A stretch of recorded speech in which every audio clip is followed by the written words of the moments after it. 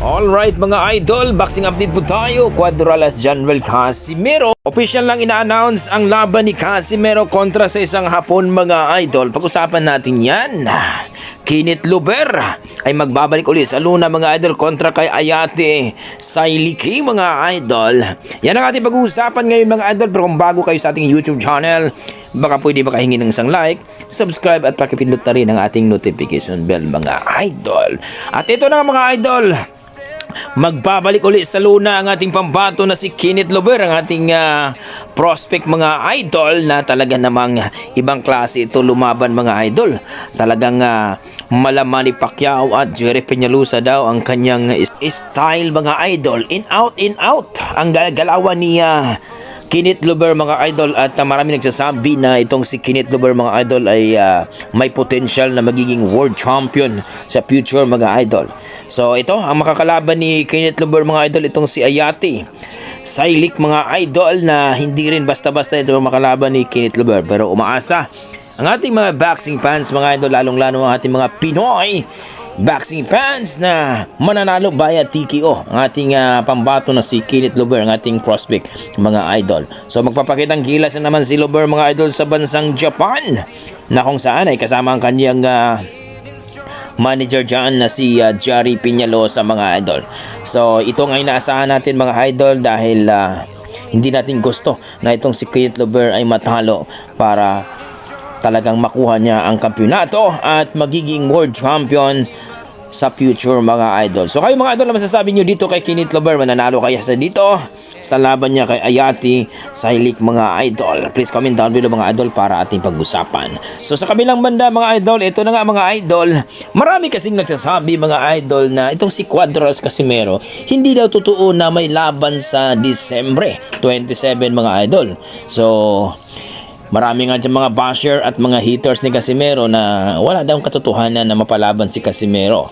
So ito na nga mga idol dito sa Psycho in Japan, Los Bomo sa Kamida Promotion mga idol. Official lang in-announce at pinost ng Kamida Promotion mga idol na ang makakalaban ni Casimero ay isang Hapon na sinasabi na natin dito mga idol, nakarang vlog natin na itong si Tom Misokoshi mga idol, na isa itong malupit din na boksingero, bagamat na hindi pa nagkaroon ng title fight ito at hindi rin nagiging world champion.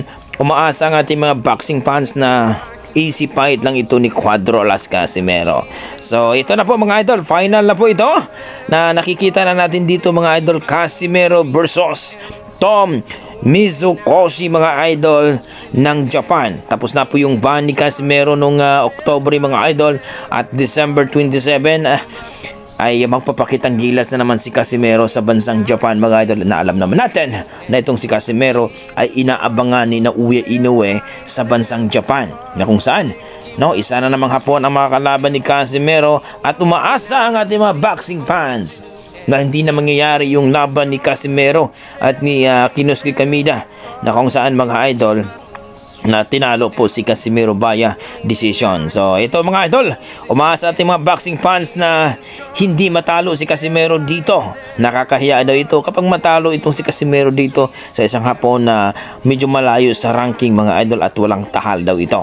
So talagang wala nang pag-asa itong si Casimero kung matalo siya dito. Wala nang pag-asa na mapalaban dito kay Naoya Inoue, dahil hindi nga niya natalo ang mga pipitsogin, lalong-lalo na daw si Naoya Inoue. Well mga idol, asahan natin yan mga idol, ilang days na lang ay mapalaban na si Casimero. Kumbaga 22 days na lang makita na natin sa Lona itong si Cuadralas Casimero sa bansang Japan. So talagang excited na rin yan si Inoue mga idol na makita si Casimero sa bansang Japan. Baka mag-meet pa yung dalawa mga idol. So kayo, anong masasabi nyo dito sa laban ni Casimero at sa kanyang makakalaban na si Tom Misokoshi mga idol?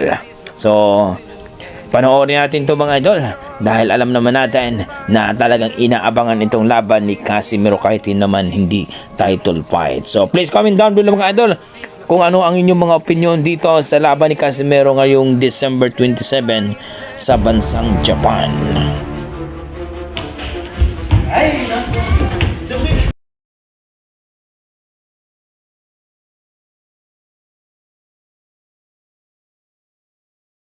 Streets The only thing I can see is my own silhouette.